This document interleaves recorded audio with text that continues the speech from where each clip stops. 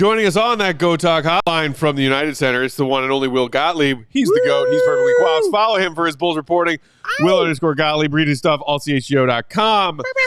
PK in the comments just asked, when do we cover Buzelis? We haven't actually even gotten to Matas yet, if you can believe that, Will. We've been talking about Josh Giddey's triple-double for a half hour. You can tell how excited he is, can't you? Talk to me about how great Matas looked tonight. Please, GOAT, for the love of God.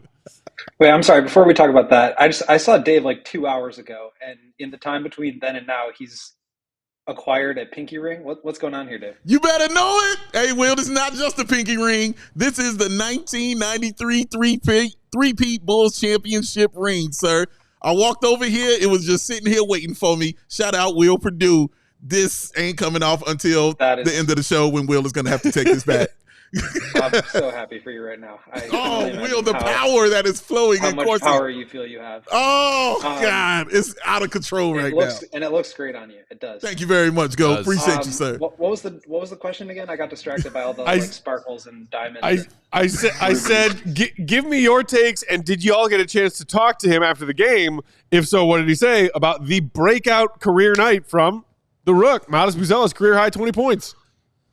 Yeah, he was great. I think pregame we talked to Billy a little bit about like earning your minutes and his kind of mentality and thought process behind, the debate that we've been having all year, which is like, this guy's the 11th overall pick. He's clearly part of the future. Like, play him 25, 30 minutes a night. What are we doing here?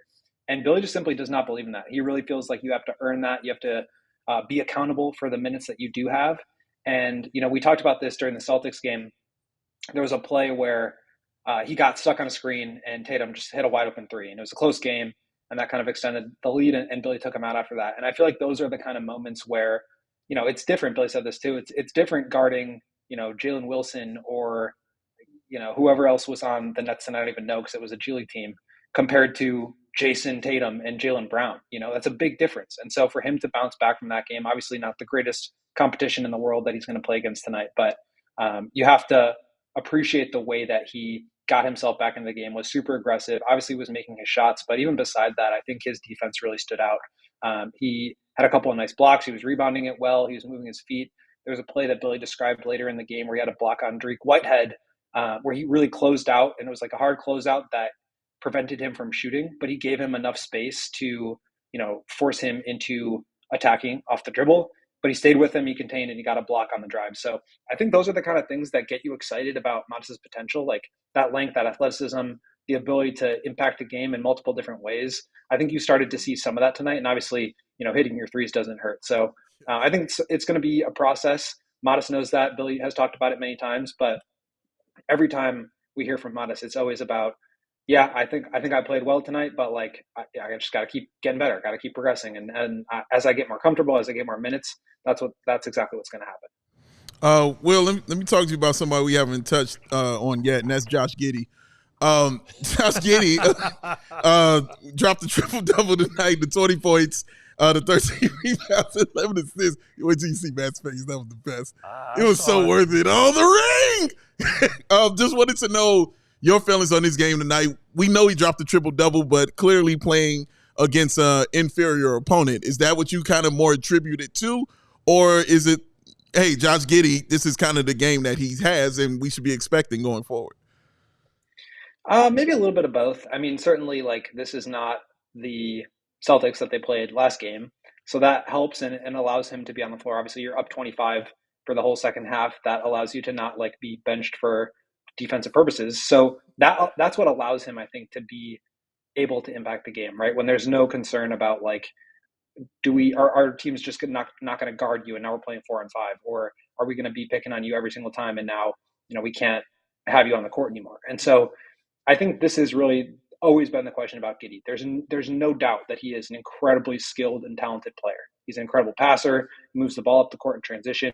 He finds his teammates. He was finishing well. I think he was 7 of 8 on twos tonight. He got to the free throw line, didn't hit his shots, but like he was impacting the game in a huge way. Obviously, the triple doubles we've talked about, like how much value there is in those, but like obviously he had a huge impact on the way that not only he played tonight, but the way the whole team played, and had a huge impact on their 25-point win. At the same point, I don't really know that this like answers any questions about like long term if you're playing in the NBA finals, like, can you have him out there? And like, that's just not a question you're not going to be able to answer that question in one game. So I think the Bulls were wise not to extend him because they obviously couldn't get a really team friendly deal. And now they have this whole year to evaluate what his position is and how he plays and how he fits in with some of the other young players and whether this is a guy that they want to invest in. But clearly we have not seen the best of Josh Giddey yet this season. I think we can all agree on that. Like, he's had some good moments, but like, this was probably like the best of Josh Giddey in terms of his ability to impact the game with points, rebounds, assists, in transition, getting downhill, getting to the rim, finishing, creating shots for himself and others. So I think this is kind of like the opposite end of the spectrum of some of those really poor games that we discussed, a couple weeks ago when he was getting pulled against the Cavs and, he'd get isolated against, and that was it, So I think it's a nice reminder that there is this opposite side of the spectrum, but we can also, observe and watch this game without having to come to any major conclusions about what it means long-term, because it's just one data point. Hey, Will, you mentioned regarding Matas, you asked, maybe not you, but somebody asked Billy about the specifics on how you earn your minutes. Can you elaborate on that a little more?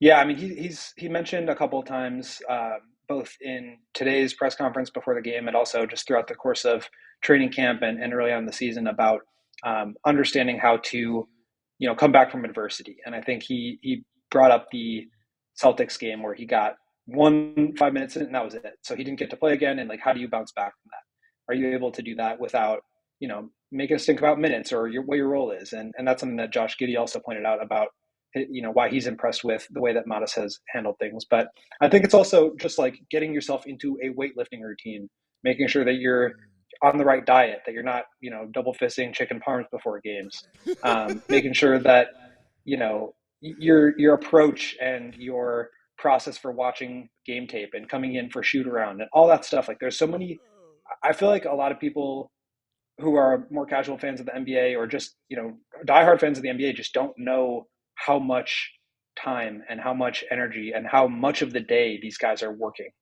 And they're showing up early in the morning, they're getting their shots up, they're doing practice or shoot around, they go home, they watch more film, they, have to get a weight lift in, and they come back to the game so it's like, there's so much that goes into, I'm speaking to Will Perdue here, who's obviously doing it for a whole career, but I just think a lot of people don't understand, and I certainly don't understand the full amount of work that goes into how these guys get to where they are, like the top of the top. And I think that was why it was so great to have DeMar DeRozan here, because he was one of those guys that put in the work to keep his body performing at the highest level into his mid-30s. And I think that's just a process that it's going to take a little while for Matas to learn.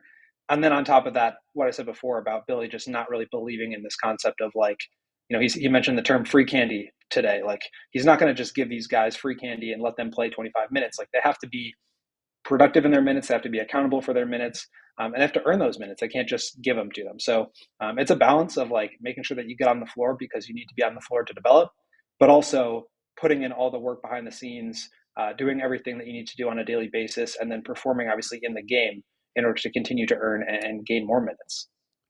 Goat, we got to let you go because we got to get to an ad break. You got to finish writing, but just real quick, update on Kobe White, who was a late scratch tonight with the ankle, and who is your goon of the night? Yeah, Kobe does not sound like it was a big deal. I think he just tweaked it the other night against Boston, and I think it was more preventative than anything. They've got a couple of days off here now before their next game, so just extend that breakout. I would not expect it to be a long-term thing. Goon of the night, I'm going to go – it's got to be either Matas or Giddey, but I'll go with Matas. I mean, 20 points, had a couple of nice dunks. I love the aggression that he's playing with and just getting shots up, not hesitating with his jumper, and then the rim protection stuff, I think, is maybe what I'm most excited about with him as a prospect, his ability to move his feet, contain, and then still impact, opponent shots at the rim. So big fan of what Matas did tonight. He's my goon of the night. Love it. Appreciate you, Goat. Appreciate the insights and the time. AllCHGO.com is where you can find Will's reporting and writing on the Bulls. Will_Gottlieb is where you can follow him on that Twitter machine. Goat. Come on, Goat. We'll see you tomorrow, buddy. We all silly like the mayor.